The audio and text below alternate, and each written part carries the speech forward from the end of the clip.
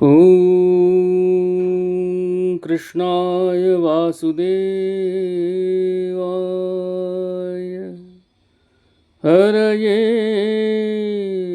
परमात्मने प्रणतक्लेशनाशाय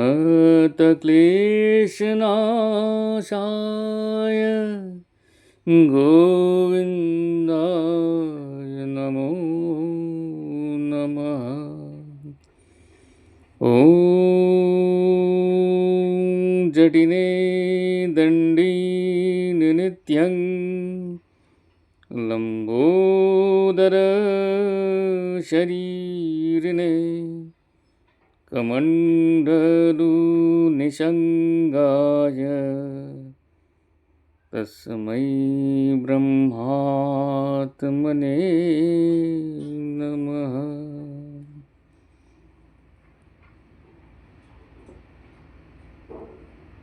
গ্রন্থ আচার্য প্রসঙ্গ গ্রন্থকার শ্রী শারদাকান্ত বন্দ্যোপাধ্যায় মহাশয়। একাদশ অধ্যায় পশু পক্ষী দিগকে আহার দান। 32শে পৌষ 1305 সাল ভোরবেলা পায়খানা হইতে আসিয়া ঠাকুর কীর্তন করিতে লাগিলেন। আমি প্রাতঃকৃত্য সমাপনান্তর ঠাকুরকে ঘি গরম করিয়া দিলাম। শ্লেষাধিক্যবশত এখন তিনি গরম ঘি সেবন করেন। অনন্তর কাক, পায়রা, শুক প্রভৃতির জন্য চাউল ও জল বড় রাস্তার পাশে দেওয়া হইল। প্রতিদিন 1.5 সের চাউল পাখিদিগকে দেওয়া হয়। বারান্দায় বানরদিগকে গামলা ভরিয়া জল দেওয়া হয়। দুপ্রহরের সময়েও পাখিদিগকে চাউল ও জল দেওয়া হয়। পূর্বে কিছুদিন উহাদিগকে মহাপ্রসাদ দেওয়া হইত। একটু বেলা হইলে রোজই বানরেরা আইসে। তাহাদিগকে কলা, ছোলা, চাউল ও মুড়কি দেওয়া হয়। বানরদের মধ্যে সরলচিত্ত, পা কাটা, ভাল্লুকি গোদা, দাদা মহাশয় প্রভৃতি প্রধান। ইহাদের মধ্যে দাদা মহাশয়ের একটু বিশেষত্ব ছিল। তিনি কোনো দলভুক্ত ছিলেন না, একাকী থাকিতেন, বড়ই সংযমী। নিকটে বানরই দেখিলে চাপড় মারিয়া তাড়াইয়া দিতেন। এতদ্ভিন্ন লেজ কাটা,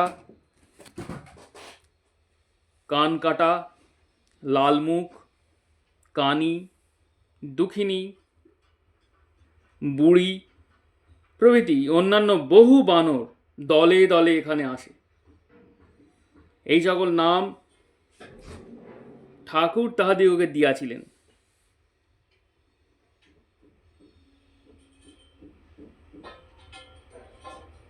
উহাদের জন্য কলা ও 1 সের ছোলা রোজ আসে। চাউলও প্রতিদিন 1 সের আন্দাজ দেওয়া হয়। অধিকন্তু মুড়কি, মহাপ্রসাদও দেওয়া হয়। ইহারা প্রায় সারাদিনই আসে। রাত্রে আসিতে আরম্ভ করিয়াছিল, কিন্তু রাত্রিতে আর খাদ্য দেওয়া হইত না, সেজন্য এখন আর আসে না। একদিন সরলচিত্ত রাত্রি 8টা ও অন্যদিন রাত্রি 9টা এবং কখনো কখনো প্রদীপ জ্বালিলে আসিত। এই সকল বানর হাত হইতে খাদ্য লইয়া যায়। ঠাকুর প্রতিদিন হরির লুটের বাতাসা ইহাদের জন্য রাখেন। ঠাকুরের পার্শ্বে আসনেই কোনো কোনো বানর বসিয়া থাকে। নিঃসংকোচে গ্রন্থ রাখিবার চৌকির নিচে যাইয়া উহারা মুড়কি ও বাতাসা নেয়। কখনো কখনো ঠাকুরের হাত হইতেও নিয়া খাইতে থাকে। সরলচিত্ত কলা খাওয়ার সময় একটি হাত হইতে লইবে একটি করিয়া,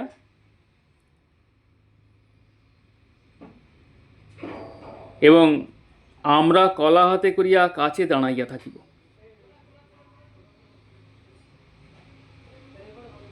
দাদা মহাশয়ও তাহাই। সেদিন দাদা মহাশয় শ্রীধরবাবুর খাওয়ার সময় তাহার সহিত একত্র যাইয়া বসিল। শ্রীধরবাবু হাত তুলিয়া বসিলেন। দাদা মহাশয় খাইয়া চলিয়া গেলে পুনরায় আহার করিলেন। আমার ও অশ্বিনীর আহারের সময়ও একদিন ঐরূপ হইয়াছিল। তবে ডাউলের বাটি উহার সম্মুখ হইতে সরাইয়া লইয়াছিলাম বলিয়া রাগিয়া ছিল। সরলচিত্ত ও দাদামহাশয়ের প্রকৃতি একরূপ, তবে সরলচিত্ত অধিক বলবান।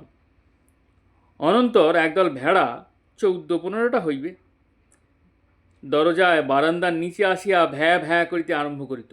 যতক্ষণ খাবার না পাইবে ততক্ষণ ক্ষান্ত হইবে না। উহাদিগকে প্রথমত চাউল, পরে বানরের খাদ্যাবশিষ্ট ছোলা, কলার খোসা দেওয়া হয়। ফুলের মালাও খায়। অতঃপর ঘর ও বারান্দা পরিষ্কার হইলে ঠাকুর পায়খানায় গিয়া থাকেন। সেই সময় আমরা ঘর, দরজা ও আসন আদি পরিষ্কার করি এবং ফুল চন্দন ঘষিয়া পূজোপকরণ ঠিক করিয়া রাখি। অদ্য বৈকালে শ্রীবৃন্দাবনের একটি বাবাজি সাক্ষাৎ করিতে আসিলেন। তাহার নিকট হইতে ঠাকুর শ্রীবৃন্দাবনের রজ গ্রহণ করিলেন এবং তাহাকে একটিন চা দিলেন। অর্থাদি পাথেয় খরচ দিতে পারিলেন না বলিয়া দুঃখ প্রকাশ করিলেন। বাবাজির সংসর্গে একটা সদ্ভাব বিকীর্ণ হইল। অদ্য মাদ্রাজ হইতে মেদিনীপুরের উকিল গুরুভ্রাতা শ্রীযুক্ত প্যারিলাল ঘোষ আসিলেন এবং ঠাকুরের সহিত নির্জনে কথাবার্তা বলিলেন। খালিয়ার একটি উকিল রাত্রিকালে আসিয়া ঠাকুরকে দর্শন করিতে চাইলে লণ্ঠন মুখের নিকটে লইয়া দর্শন করানো হইল। ইহারা মাদ্রাজ কংগ্রেস হইতে দেশে ফিরিবার পথে পুরী আসিয়াছিলেন। প্যারীবাবু সমুদ্র স্নান ও জগন্নাথদেব দর্শন করিয়া গেলেন। আজ রাত্রে নূতন ডেপুটি শ্রীযুক্ত শশীভূষণ দত্ত সাক্ষাৎ করিতে আসেন। ডেপুটি কালীবাবু, ডেপুটি জগৎবাবু এবং মুন্সেফবাবুও আসিয়াছিলেন। ঠাকুর বলিলেন, বহু জন্মের স্বীকৃতিতেই জগন্নাথ দেবের দর্শন হয়। সমুদ্র স্নান, মহাপ্রসাদ প্রাপ্তি ও জগন্নাথ দেব দর্শনে পুনর্জন্ম হয় না। চন্দন তালাবের পরমহংসজি, 23শে পৌষ 1305 সাল। ঠাকুর আজ বাহির হইয়া প্রায় 10টার সময় চন্দন তালাবের পরমহংসজির আশ্রমে গেলেন। আশ্রমটি বেশ সুন্দর। পরমহংসজি ব্রহ্মচারী কাহাকে বলে, সন্ন্যাসীর লক্ষণ প্রভৃতি সংস্কৃতে আলোচনা করিলেন। তিনি বলিলেন, সর্বভূতেই ভগবান, সকলই ভগবান। সন্ন্যাসীরা নিত্য দর্শন করিবেন। ঠাকুরের বিনয় বাক্যে তিনি খুব সন্তুষ্ট হইলেন। পথে আসিতে আসিতে চন্দনতলাও পুকুর দর্শনে ঠাকুর বলিলেন, এখানে চন্দনযাত্রাতেই বিশেষ আনন্দ হয়। এটি উড়িষ্যাবাসীদের জাতীয় উৎসব। উহাতে পাণ্ডারা নিজে অর্থ ব্যয় করিয়া আমোদ আহ্লাদ করিয়া থাকে। ওই সময় নরেন্দ্রে গঙ্গা, যমুনা ও সরস্বতী 3টি ধারা প্রবাহিত হয়। আমরাও চন্দনযাত্রার সময় ঠিক নীলবর্ণ যমুনার জল ও পরিষ্কার সাদা গঙ্গার জলের ন্যায় 2টি ধারা দেখিয়াছিলাম। অতঃপর চন্দন তালাবের কোণে রাধাকৃষ্ণ দর্শনে চরণামৃত গ্রহণ করিয়া জগন্নাথ বল্লভ মঠে নূতন ছোট মহাবীরের মন্দির দর্শনানন্তর ফিরিলেন।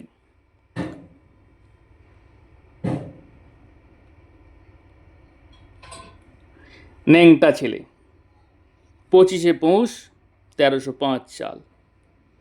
গতকল্য পায়ের বেদনার জন্য ঠাকুর বাহির হয়েন নাই।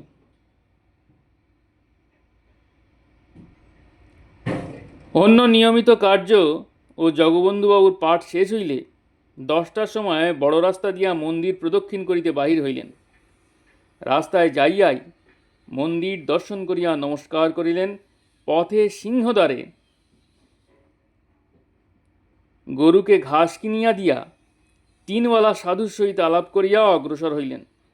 দক্ষিণ দরজার সমীপে মন্দিরের গায়ে ঠেস দিয়া যে পায়খানা তৈয়ারি হইতেছিল, তাহার দাগ 2টি এখনও মন্দিরের গায়ে আছে দেখিতে পাইলেন। তখন বলিলেন, এই পায়খানা নির্মাণের কথা শুনিয়াই জগন্নাথদেবকে বলিলাম, ঠাকুর তুমি সব সইতে পারো, এই পায়খানা যদি ভাঙা না হয় তবে আর মন্দির দর্শন করিব না। ঠাকুরের সকলই সমান, কিন্তু ভক্তেরা তাহার অনাদর সহিতে পারে না। তৎপরে অগ্রসর হইতে হইতে একটি বৃদ্ধ জিজ্ঞাসা করিলেন, বয়স কত? ঠাকুর বলিলেন, অনন্তকালের মধ্যে আমরা এক একটি বুদ বুদ মাত্র। 72 যুগে এক মন্বন্তর, 14 মন্বন্তরে ব্রহ্মের একদিন হয়, সকলই নষ্ট হইয়া যায়, কেবল গুরুপাদ পদ্মে যাহার মতি, তিনি জীবিত। অনন্তর মন্দির প্রদক্ষিণ করিয়া বাসার দিকে অগ্রসর হইতে লাগিলেন। পথে দুটি ডাব শরণার্থ কিনিয়া লইল।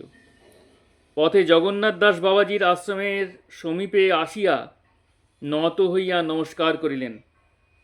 জগন্নাথ দাস বাবাজি আহ্বান করিলেন, কিন্তু সময় নাই বলিয়া ঠাকুর বাসার দিকে চলিলেন। পথে নেংটা ছেলেটির সহিত সাক্ষাৎ হইল। নেংটা ছেলেটি হাসিতে হাসিতে রাস্তায় গড়াইতে লাগিল। ছেলেটি বড়ই অদ্ভুত, বয়স 12-13 বৎসর, প্রায় হাসি খুশি ভাব, চাহনিতে একটু নতুনত্ব আছে, অতি মিষ্ট। একটু হাসিতে হাসিতে যখন আমাদের দিকে চায়, তখন হৃদয়ে আনন্দ খেলিতে থাকে। বাহ্যে করিয়া মল গায়ে মাখে, বাহ্যে করিতে করিতে দৌড়িতে থাকে। এখানে প্রতিদিন উহাকে পাকাল প্রসাদ ও গরম মহাপ্রসাদ দেয়া হয়, কিন্তু তজ্জন্য কোনো বন্ধন নাই। আহারের সময় অনেক দিন খুঁজিয়া পাওয়া যায় না। একদিন ঠাকুর উহাকে একখানা লাল কম্বল দিলেন, কতই আদর করিয়া কত ভাবে উহা গায়ে দিল। কিছুদিন পরে উহার নাই। রাত্রে খালি গায়ে এই ভয়ানক শীতে বুকে হাত দুখানা দিয়া রাস্তায় ঘুমাইয়া থাকে। আমাদের বাসা হইতে বড় রাস্তায় যাইতে প্রশস্ত ড্রেনের উপরে ছিদ্রযুক্ত একখানা বড় লোহার পাত আছে। মাঝে মাঝে এই নেংটা ছেলেটি উহার ভিতরে লুকাইয়া থাকিত এবং ঠাকুরের চলাফেরার সময় উহার ভিতর দিয়া অঙ্গুলি দ্বারা তাহার চরণ স্পর্শ করিত। ইহাকে দেখিলে সুখদেবের কথা মনে হয়। ঠাকুর বলিয়াছেন, ইনি একজন মহাপুরুষ, এই বেশে এই স্থানে ঘুরিতেছেন। কাহাকে কাহাকে কখনো ঢিল ছোড়ে, কিন্তু উহা কাহারও গায়ে লাগে না। প্রায় মেথরের গাড়ি হাঁকাইয়া লইয়া যাইতে দেখা যায়। ন্যাংটা ছেলেটিকে রাস্তায় গড়াগড়ি দিতে দেখিয়া ঠাকুর বলিলেন, ছেলেটির এই রাস্তাই ঘর, ইহাই তাহার বাড়ি। গড়াগড়ি দিয়া ইহাই বুঝাইয়া দিলেন। ছেলেটি বোবা, মারিলে চিৎকার ও আনন্দে একরূপ শব্দ করিয়া থাকে। চাকর বুঝিয়া উহাকে তেলি বলে।